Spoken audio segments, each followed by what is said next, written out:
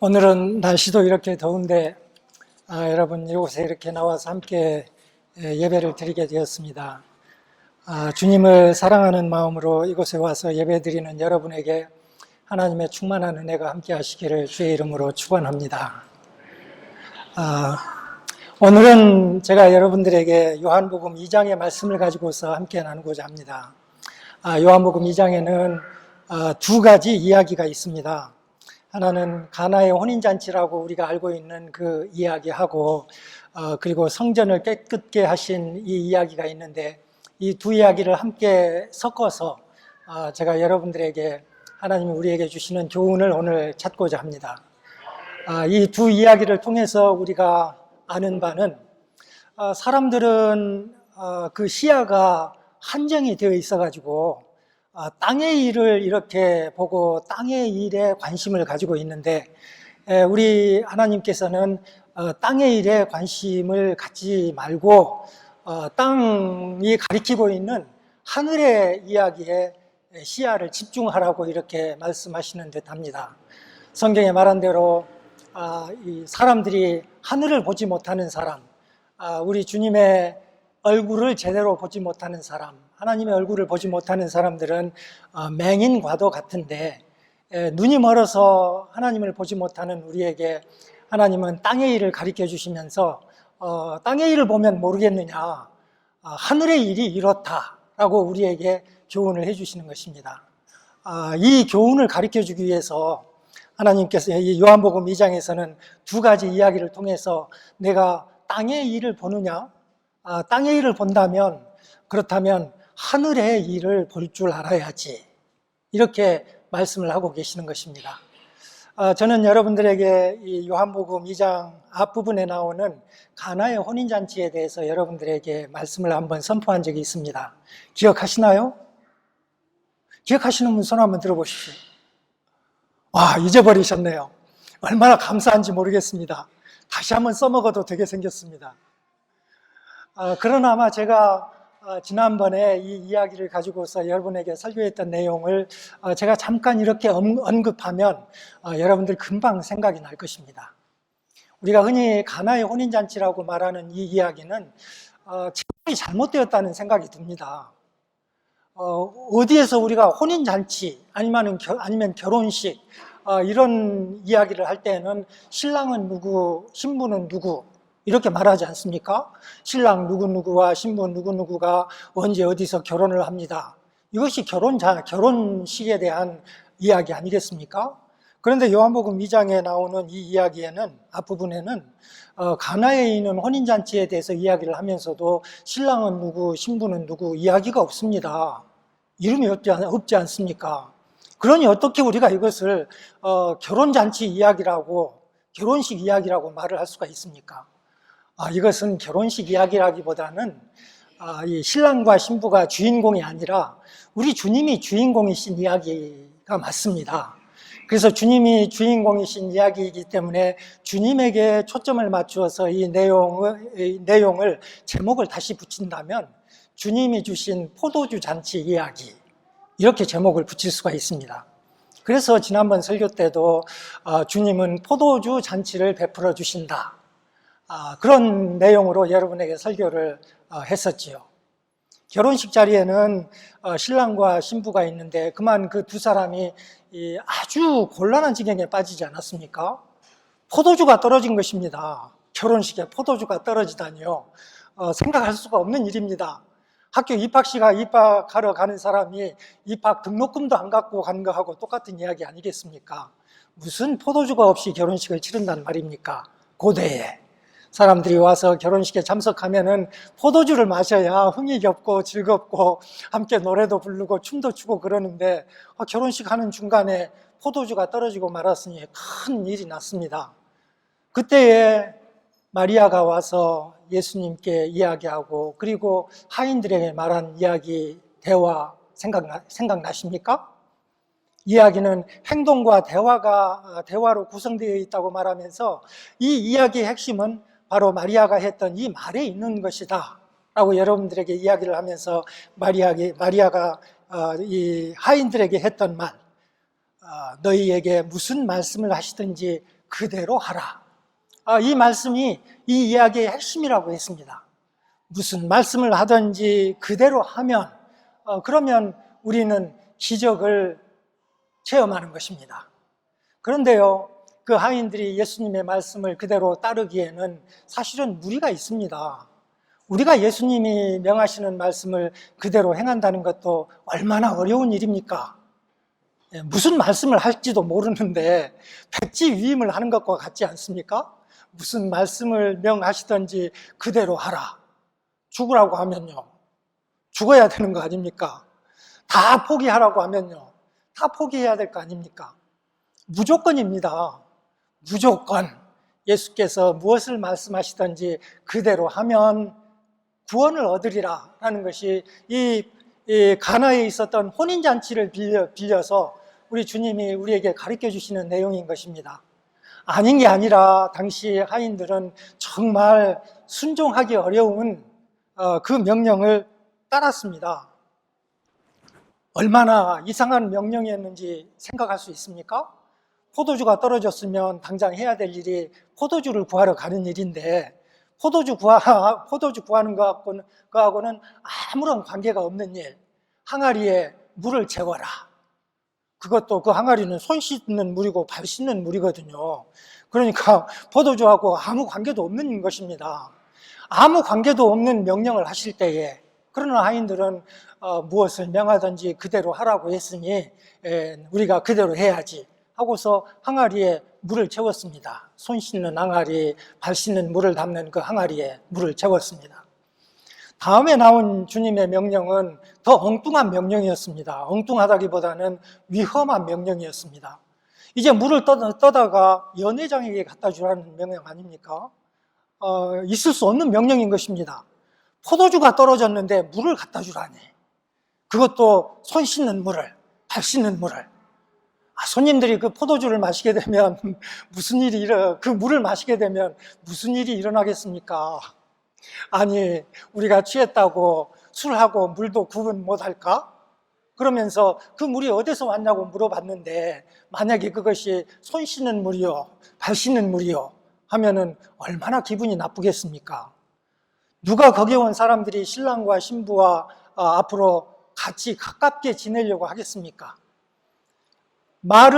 주님이 하신 말씀을 그대로 행한다면 그러면 신랑과 신부는 사회적인 매장을 당하게 생겼습니다. 그럼에도 불구하고 마리아가 했던 말, 그분이 무엇을 명하든지 그대로 하라 라는 그 말씀을 그대로 믿고서 했더니 기적이 일어난 것입니다. 물이 포도주로 변하지 않았습니까? 그것도 최상급 포도주로요. 그래서 그걸 보고서 사람들은 포도주를 마시고서 즐거워했습니다. 연회장은 그 포도주를 마시면서 너무너무 즐거워하면서 신랑을 불러서 칭찬까지 했습니다. 야, 지금까지 이렇게 좋은 포도주를 남겨놓다니. 사람들은 먼저 좋은 포도주를 내서 손님들에게 마시우고 그리고 취하면 다음에는 나쁜 포도주를 갖다 주는데 당신은 지금까지 좋은 포도주를 준비하였도다 라고 칭찬을 했습니다. 지금까지는 땅의 이야기였습니다. 가나의 혼인잔치에서 일어난 이야기 아니었습니까? 그런데 땅에 있는 그 이야기를 보면서 예수께서 이 요한복음을 쓴 사람은 11절에 이렇게 말했습니다. 예수께서 이 첫 표적을 갈릴리 가나에 행하여 그의 영광을 나타내심에 제자들이 그를 믿으니라 라고 했습니다. 땅의 일을 보면서 그들이 본 것은 땅에 있는 그것만 아니라 하늘에 있는 그것을 본 것입니다. 이것은 예수님의 영광을 나타내는 것이다 하고서 하늘에 있는 예수님의 그 영광을 제자들은 보게 되었던 것입니다. 그래서 이것을 표적이라고 합니다. 표적이라는 것은 땅에 있는 이야기인데 이 땅에 있는 이야기가 땅에 있는 이야기로 끝나는 것이 아니라 저 하늘에 있는 어떤 영적 진리를 가르쳐 줄 때에 그때 우리는 이것을 표적이라고 부르는 것입니다. 그래서 이 이야기를 통해서 요한복음을 쓴 이 저자는 우리에게 눈을 떠라 그렇게 말하고 있습니다. 눈을 떠서 땅의 일을 보면서 그러면서 땅의 일이 가리키고 있는 하늘의 일을 이해하라라고 우리에게 교훈을 하고 있는 것입니다. 표적을 알라는 그런 말이죠. 그 다음에 나오는 이야기는 성전을 깨끗게 한 이야기입니다. 성전을 깨끗게 한 이야기는 사실은 앞에 나오는 예수님의 포도주 잔치 이야기를 닮았습니다. 앞에 포도주 잔치 이야기를 통해서 예수님이 가르쳐 주는 것은 땅의 이야기를 통해서 하늘의 이야기를 말한다고 하지 않았습니까? 땅의 이야기는 예수께서 물을 포도주로 바꾸어서 포도주를 사람들에게 먹인 이야기인데, 이것이 가르쳐 주는 하늘의 진정한 교훈은 우리 하나님은 하늘에서 포도주 잔치를 벌이시는 그런 분이시다 라고 교훈을 한다고 하지 않았습니까? 이사야 25장에 그렇게 되어 있습니다. 말일이 되면 우리 여호와께서는 하늘에서 만민을 위한 연회를 베푸시는데, 그 연회에서 우리가 가서 먹는 것은 기름진 송아지 고기 그리고 포도주를 마신다고 했습니다. 그 하늘의 포도주 잔치에 참여하고 싶으면 우리에게 이 요한복음 1장에 나오는 2장에 나오는 이 이야기는 예수께서 무엇을 명하든지 그대로 하라라고 말하고 있는 것입니다. 그 다음에 나오는 성전을 깨끗게 한 이야기, 이 이야기도 표적 이야기입니다. 18절을 보세요. 이에 유대인들이 대답하여 예수께 말하기를 내가 이런 일을 행하니 무슨 표적을 우리에게 보이겠느냐 라고 하지 않았습니까? 그러니까 앞에 있는 예수님께서 포도주를 나누어 주신 이 이야기가 표적이었는데, 다시 예수께서 성전을 깨끗게 한 이 이야기를 통해서도 예수께서는 우리에게 표적을 가르쳐주고 있는 것입니다. 그래서 두 이야기는 표적 이야기인 것입니다. 땅에 있는 이야기를 보면서 우리는 하늘에 있는 교훈을 받아야 된다는 것입니다.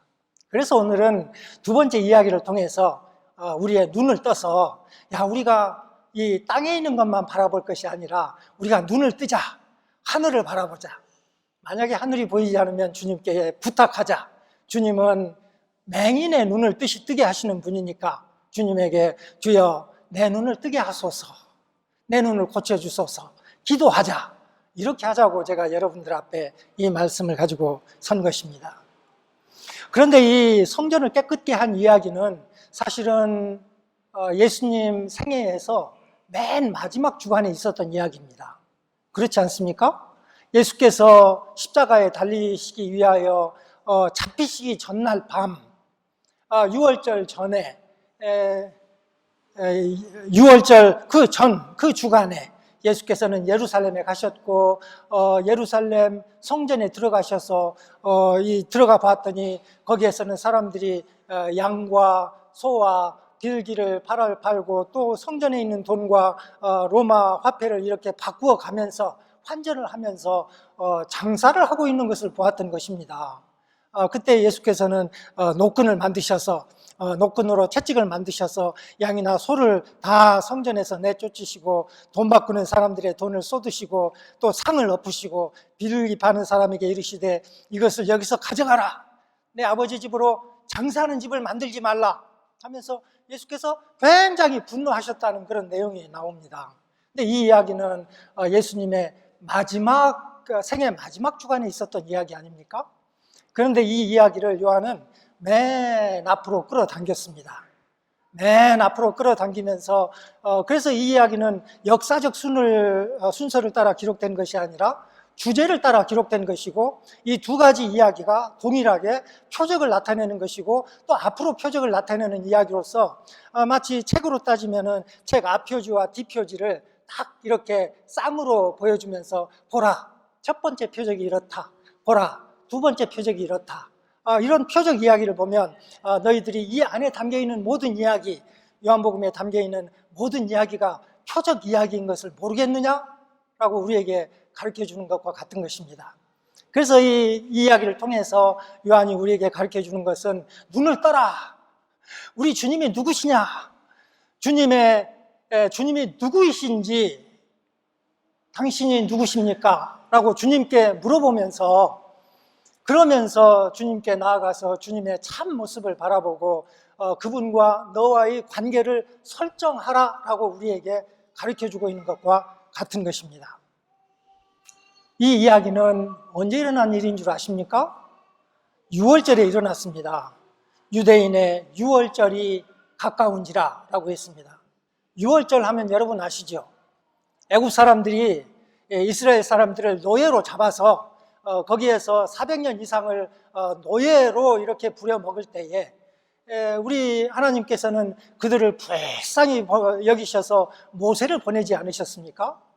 그래서 모세는 여호와의 지팡이를 들고서 이 애굽 땅에 있는 이스라엘 백성에게 갔습니다. 거기에서 바로와 함께 맞상대를 하면서 하나님의 말씀을 전했고, 바로는 하나님의 지팡이를 들고서 양치는 그 지팡이를 하나님의 지팡이로 삼아서 거기에서 기적을 일으켰던 것입니다. 모두 합해서 몇 가지 기적이죠? 생각나세요? 10가지입니다. 예, 10가지 이 저주의 재앙을 애굽 땅에 내려보내면서 하나님께서는 이스라엘 백성을 구원하고자 했던 것입니다.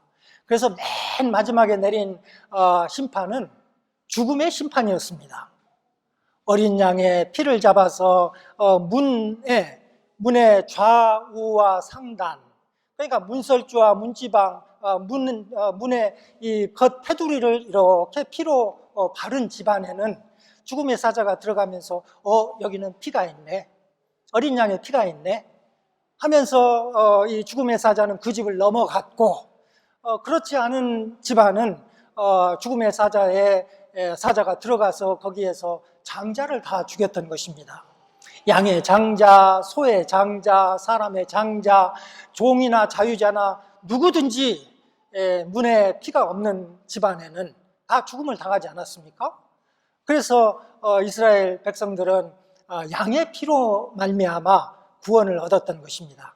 제가 지금 이스라엘 백성이라고 했습니다마는 사실은 이스라엘 백성뿐만 아니라 그 당시 애굽 땅에 살던 누가 되었던지 간에 양의 피를 바른 집안은 다 죽음의 심판으로부터 구원을 받았던 것입니다. 그래서 하나님께서는 이 날을 기념하게 하시면서 이 날은 죽음의 심판을 베푸는 그 죽음의 사자가 너희 집을 넘어간 날이라 해서 넘어가다 6월절이라 해서 패스오버라고 영어로는 이야기하지 않습니까? 그러면서 이 날이 너무너무 중요하고 이 사실에 하나님이 양의 피로 구원하였다는 사실이 너무 중요하니까 이 날은 축제를 벌리자라고 했던 그날입니다. 축제를 벌리자, 잔치를 벌리자, 양을 잡아서 먹자 하면서 양을 잡아서 그 고기를 먹고 쓴 나물을 함께 먹으면서 애굽 땅에서 산다는 것은, 종으로 산다는 것은 달콤한 것이 아니라 쓰고 또 쓰고 써서 도저히 견딜 수 없는 그런 삶이었지, 이것을 기억하게 하셨습니다. 그래서 쓴 나물과 함께 그리고 이 발효되지 않은 빵을 먹으면서, 딱딱하니까 얼마나 맛이 없습니까? 발효된 빵이야지 푹신푹신하면서 우리가 맛있게 먹을 텐데 발효되지 않은 빵이니까 얼마나 딱딱합니까? 맛도 없습니다. 그런 걸 먹으면서 애굽 땅에서 우리가 노예로 사는 삶은 이처럼 쓰라린 삶이고 쓰디쓴 삶이고 맛없는 삶이고, 그래서 우리는 양고기를 먹으면서 양의 피의 덕분으로 우리가 생명을 얻었으니 우리가 이 죽음의 땅을, 이 노예의 땅을 벗어나서 우리가 자유민이 되어서 하나님의 백성이 되고 하나님을 찬양하고 하나님을 경배하는 그런 백성이 되자, 그렇게 결심하는 그 절기가 6월절인 것입니다. 그러면서 이 6월절은 여호와를 향한 축제일이니 너희가 이 절기를 지킬지니라 하면서 이 절기를 1년 중에서 맨 첫 번째 달로 삼으라라고 했던 것입니다. 첫 번째 달이요. 그거 중요합니다, 여러분. 첫 번째 달에 여러분 뭐 합니까? 여러분들은 첫 번째 달을 맞이하면 내가 올해 지나면서 두 번째 달에는 뭘 하고 세 번째 달에는 뭐 하고 1년 계획을 세우는 날입니다. 그러니까 이 사실을 기념하지 않으면 내가 이 세상에 사는 것은 하나님의 은혜로 사는 것이라, 내가 죄에서 해방된 것은 하나님의 능력으로 해방된 것이라, 나는 당연히 죽을 수밖에 없는데 하나님께서 내게 은혜를 베푸셔서 내게 생명 주셨도다. 내가 가진 모든 것은 하늘로부터 내려온 것이다. 이것을 기념하면서 첫 번째 달을 지나게 했던 것입니다. 그래서 이 첫 번째 달을 이탈리아 성경을 보니까 뿌리모라고 했습니다. 뿌리모. 재미있지 않습니까? 여러분 식당 가보십시오. 맨 먼저 나오는 것이 뭡니까? 뿌리모입니다. 뿌리모 다음에 뭐가 나옵니까? 세콘도 나옵니다. 세콘도를 뿌리모 안 먹은 채 먹으면은 그러면 예절에 어긋나는 거 아닙니까? 이탈리 식당에서. 세콘도 먹으려면 뿌리모를 먹어야 세콘도를 갈 수 있는 것입니다. 그런데 여기 성경에서는 이 6월절에 있었던 이 사건, 주여 나는 죽을 수밖에 없는 죄인이었는데 하나님이 나를 살리셨습니다. 주여 나는 아무것도 없었는데 하나님이 제게 이 모든 것을 주시고 생명까지 주시고 하나님의 자녀 삼으시고 천국까지 약속해 주셨습니다. 이것을 우리가 뿌리모로 기억하지 않으면 세콘도는 없다, 이렇게 가르쳐주고 있는 것입니다. 그런데요, 우리는 세상 살면서 얼마나 세콘도, 테르조, 꽈르또, 꽈르또 맞습니까? 그렇게 생각하고 또 생각하면서 1년 후, 2년 후, 10년 후, 마치 100년 후의 일까지 계획하면서 우리가 영원히 죽지 않고 사는 존재인 것처럼 그렇게 우리는 뿌리모도 잡지 않으면서 영원을 잡으려고 하지 않습니까? 그러니까 하나님께서는 우리에게 뿌리모부터 라고 말씀하시는 것입니다. 그러면서 6월절에, 한 해의 첫 달에 너는 이것을 기억하라 라고 우리에게 너는 성전에 가서 우리 하나님 아버지를 만나서 그분을 만날 때 이렇게 고백하라. 주여 나는 목이 마르오니 주여 내게 생수 주소서. 주여 나는 배가 고프오니 먹을 것이 없사오니 주여 내게 먹을 것 주소서. 주여 나는 마음이 가난하오니 주여 내 마음 풍성하게 채워주소서. 주여 내가 애굽 땅에 사는 것처럼 죄에 매여서 살았는데 내 마음이 애통하오니 쓴나물을 먹는 것처럼 애통하오니 주여 나를 내 죄를 용서하시고 나를 위로해 주소서. 이렇게 6월절에 아버지 앞에 나와서 아버지께 인사드리고 아버지께 찬양하고 경배하고 그분 앞에 엎드려서 그분이 나를 충만하게 해주실 것을 하나님은 우리에게 가르치신 것입니다. 그런데 예수께서 그 아버지 집에 가봤더니 사람들이 그렇게 하지 않고 종교 지도자들이 거기서 장사를 하고 있지 않습니까? 사람들이 양이나 소를 가지고 와서 하나님께 바치면서 주여 당신이 내게 주신 예물 중에서 이 모든 아름다운 것들 중에서 내가 가장 아름다운 것을 가지고 주께 드리고자 이 양을 가지고 왔사오니 주여 이 양 받으시고 영광을 거두소서 라고 양과 소를 가지고 왔는데 거기 있던 종교 지도자들은 이렇게 보면서 이거 흠이 있네, 이거 하나님께 드리지 못하겠네, 내가 이것을 더 좋은 거 하고 바꿔줄게 하면서 그것을 빼돌리고 더 성전에서 준비해둔 다른 양을 주면서 이것으로 바쳐, 더 좋을 것도 없는데 그렇게 하면서 양을 바꿔치기 하는 것입니다. 소를 바꿔치기 하는 것입니다. 내가 가지고 온 돈은 로마 황제의 이 표상이 적혀 있어서 새겨져 있어서 하나님께 드릴 수가 없으니 성전에서 사용하고 있는 이 돈으로 바꿔 하면서 환전 수수료를 받아가면서 그러면서 장사를 하고 있지 않습니까? 그래서 그걸 보고서 주님이 화가 나신 것입니다. 화가 나셔서 채찍을 만드셔서 이들을 막 쫓아내시면서 어떻게 이렇게 하느냐, 내 아버지의 집인데 우리 하나님 앞에 나와서 예배 드리는 날인데 이곳인데 이곳을 장사하는 집을 만들지 말라 했더니 유대인들이 물은 것이 이것인 것입니다. 내가 이렇게 행하니 우리에게 표적을 보여줘야 될 것이 아니냐, 내가 땅에서 이렇게 행하니 정말 내가 하나님이 내게 보내셨다는 그 표적을 우리에게 보여줘야 우리가 내 말을 따를 것이 아니냐 하고서 표적을 보여달라고 했습니다. 그랬더니 예수께서 말씀하시기를 19절 너희가 이 성전을 헐라 내가 사흘 동안에 일으키리라 라고 하신 것입니다. 성전을 헐라 내가 사흘 동안에 일으키리라. 했더니 유대인들이 말하기를 이 성전은 46년 동안의 지역권을 내가 3일 동안에 일으키겠느냐? 물어본 것입니다. 그들은 성전이 너무너무 자랑스러웠던 것입니다. 46년에 걸쳐 성전을 지었고, 그리고 성전은 아직 완성되지 않았습니다. 아직도 성전 건축은 진행 중이었습니다.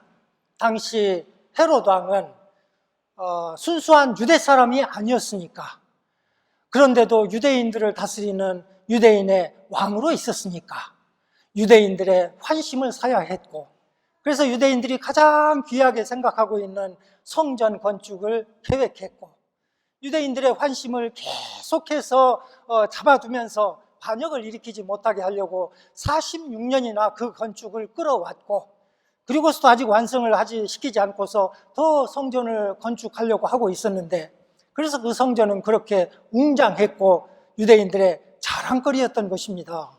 그래서 말하기를 우리가 이 성전을 46년 동안이나 지었는데 이게 얼마나 아름답고 웅장한 것인데 이것을 헐라고?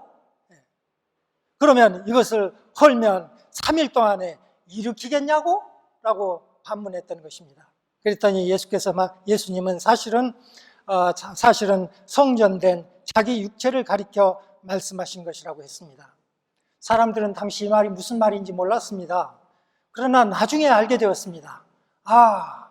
이것은 우리 주님의 죽음과 부활에 대한 이야기로구나. 성전된 자기 육체라고 했으니 이 성전을 헐면, 그래서 십자가에서 그 육체가 숨을 거두시면, 그러면 22절 죽은 자 가운데서 다시 부활하시는데, 다시 살아나신 그 후에야 제자들이 이 말씀하신 것을 기억하고 성경과 예수께서 하신 말씀을 믿었더라라고 했습니다. 성경과 예수께서 하신 말씀이요. 그런데 성경, 물론 전체를 가리키지만 이 전체를 가리키는 이 성경 중에서 특별히 가리키고 있는 성경 구절이 있었습니다. 17절 그게 나오지 않습니까? 제자들이 성경 말씀에 주의 전을 사모하는 열심이 나를 삼키리라 하는 이 말씀이 바로 예수께 응하였다라는 것을 믿었다는 말입니다. 그래서 시편 69편은 십자가를 지시는 예수님에 대한 그 모습이 나타나 있습니다. 주의 집을 위하는 열성이 있는 사람이, 의로운 사람이 세상을 살면서 고난을 당하는 자에 대한 예언이 있었는데, 시편 69편 9절에는 이렇게 나왔습니다. 주의 집을 위하는 열성이 나를 삼키고 주를 비방하는 비방이 내게 미쳤나이다. 그래서 주님을 사랑하는, 우리 하나님을 사랑하는 주님은 사람들의 비방을 받아서 십자가에 거기에서 돌아가시지 않았습니까? 그러면서 이 의롭게 살면서 고난을 당하는 이 사람은 예수께서 십자가에서 행하시는 여러 가지 일들을 모형적으로 노래했습니다. 21절 보면 그들이 쓸개를 나의 음식물로 주며 목마를 때에는 초를 마시게 하셨나이다. 그래서 예수께서는 십자가에 매달리셨을 때에, 그래서 위에 이렇게 매달리셨을 때에 군병들이 무엇을 예수께 드렸습니까? 쓸개를 탄 포도주를 주었다고 했습니다. 그 맛이 시어서 신 포도주라고 했습니다. 하나님께서는 우리 세상을 사랑하셔서, 우리를 사랑하셔서 주님을 보내시고 주님을 십자가에 돌아가시게 하셨는데, 세상 사람들은, 로마의 병정들은 그 하나님께서 보내신 그 주님을 십자가에 못 박으셔서, 그리고 상하게 하여서 주님으로 하여금 십자가에 돌아가시게 했는데, 주님의 죽음을 통해서 우리는 어떤 축복을 누리게 되었습니까? 시편 69편 9편에서 34편까지는 이러한 노래가 나옵니다. 오직 나는 가난하고 슬프오니 하나님이여 주의 구원으로 나를 높이소서라고 했습니다. 그래서 우리는 시편 기자와 함께 이렇게 함께 노래하는 것입니다. 우리 예수께서는 6월절에 뿌리모로 지키는 그 날에 우리에게 말씀하시면서 이 성전을 헐라라고 하시지 않았습니까? 그러니까 우리는 우리가 헐어야 할 성전이 있는 것입니다. 이 성전을 헐라, 너희는 이 성전을 헐라. 내가 사흘 후에 다시 일으키리라 하셨으니 우리는 세상에서 주님의 부활의 능력을 체험하려면 먼저 십자가를 우리는 지고 가야 되는 것입니다. 그래서 우리가 져야 할 십자가가 있는 것이고, 우리가 가장 귀하게 여기는 것, 유대인들이 46년 동안이나 지었다고 아깝게 생각하는 그 성전, 너무너무 자랑스러워하는 그 성전, 도저히 버릴 수 없다고 말하는 그것을 주님은 오늘 또 우리에게 그것을 버리라고, 그것을 헐라고 말씀하시지 않으십니까? 그것은 우리에게 주신 의무인 것입니다. 너희는 이라고 말하지 않았습니까? 너희는 그 성전을 헐라. 그것이 무엇이냐? 우리는 생각을 해봐야 되는 것입니다. 그 성전을 헐지 않으면 우리 하나님이 다시 지을 수가 없는 것입니다. 주님이 어떻게 헐어지지 않는 것을 다시 진단 말입니까? 그러니까 우리가 하나님 앞에 나올 때는, 하나님의 전에 나올 때는 이렇게 나와야 되는 것입니다. 주여, 나는 가난하오니. 주여, 나는 궁핍하오니. 주여, 나는 자랑할 것이 없사오니.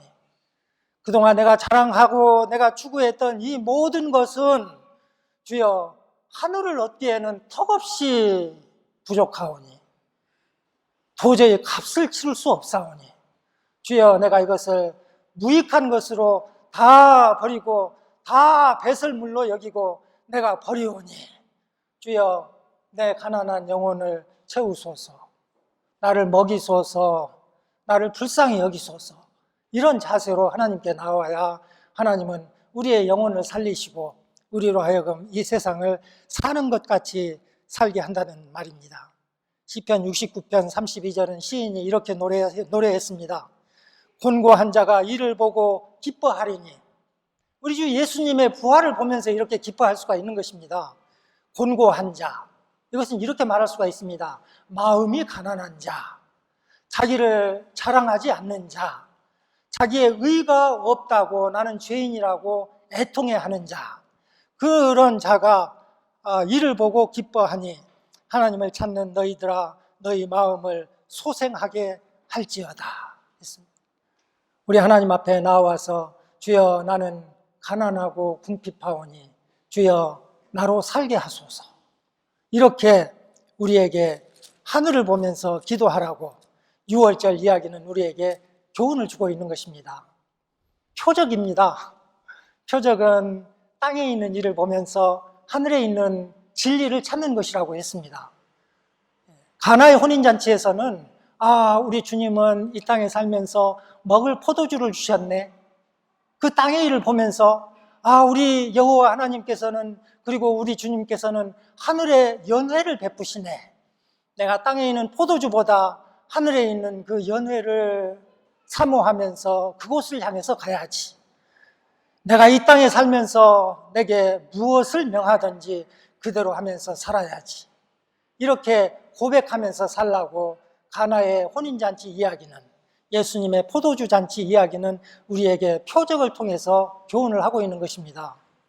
성전을 깨끗게 한 이 이야기는 역시 같은 교훈을 우리에게 주고 있습니다. 내가 땅의 일을 보았느냐?